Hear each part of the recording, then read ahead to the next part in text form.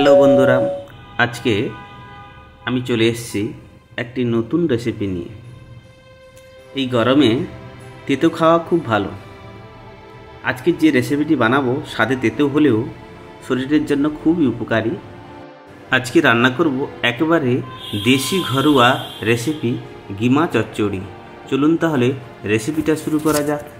আমি প্রথম গিমা শাকগুলোকে ভালোভাবে বেছে নিয়েছি, শাকগুলো কেটে নিয়েছি ছোট ছোট করে, দিয়ে একটা পাত্রে তুলে নেব। আর গিমা চচ্চড়ির জন্য আমি সবজি নিয়ে নেব, বেগুন আলু। তো আমি আলু কয়েকটা নিয়ে নিচ্ছি, আলুগুলোকে ছাড়িয়ে নিয়ে কেটে নেব। এইভাবে ছোট ছোট করে কেটে নেব আলুগুলো। বেগুনগুলোকে এইভাবে লম্বা সরু সরু লম্বা করে আমি কেটে নিচ্ছি বেগুনগুলোকে। বেগুনের মধ্যে অনেক ক্ষেত্রে পোকা থেকে থাকে, তাই পোকাগুলো সাইড করে কেটে আমি বাদ দিয়ে দিয়েছি।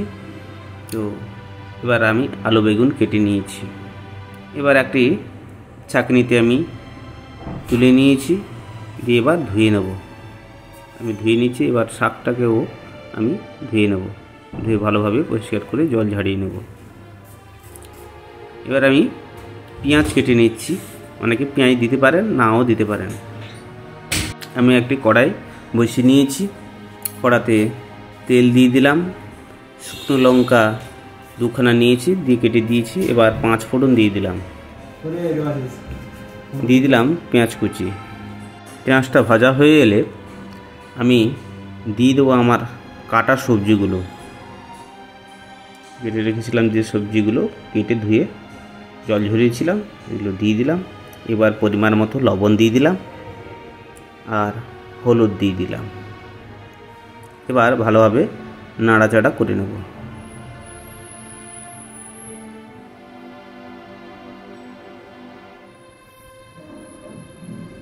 ভালোভাবে নাড়াচাড়া করে নিলাম।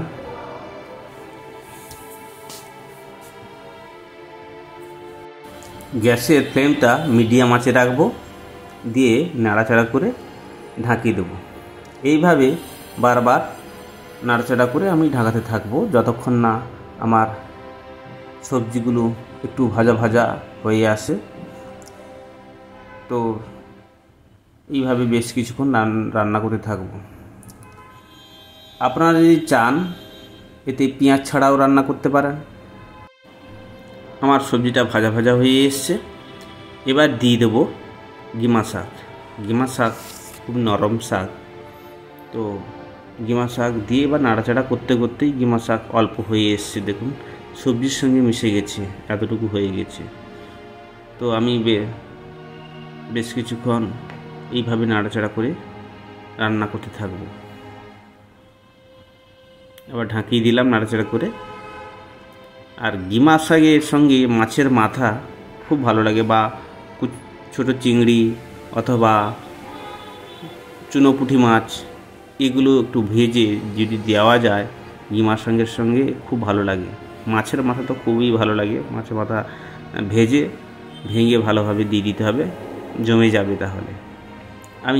আমার সবজি হয়ে এসছে, আমি দিয়ে দিলাম কাঁচা সর্ষে তেল। কাঁচা সর্ষে তেল আর কাঁচা লঙ্কা গিমা শাকের চচ্চড়িতে অবশ্যই দেবেন, কেননা খুব ভালো লাগে। আপনাদের কাছে বিশেষ অনুরোধ, রেসিপিটা অবশ্যই বানিয়ে খাবেন এবং কমেন্টের মাধ্যমে জানাবেন। ভিডিওটা দেখার জন্য সবাইকে ধন্যবাদ। লাইক শেয়ার কমেন্ট করতে ভুলবেন না। হ্যাঁ, অবশ্যই চ্যানেলটিকে সাবস্ক্রাইব করবেন। আজকের ভিডিও এই পর্যন্ত। পরের ভিডিওতে দেখা হচ্ছে। সবাই সুস্থ থাকুন, ভালো থাকুন।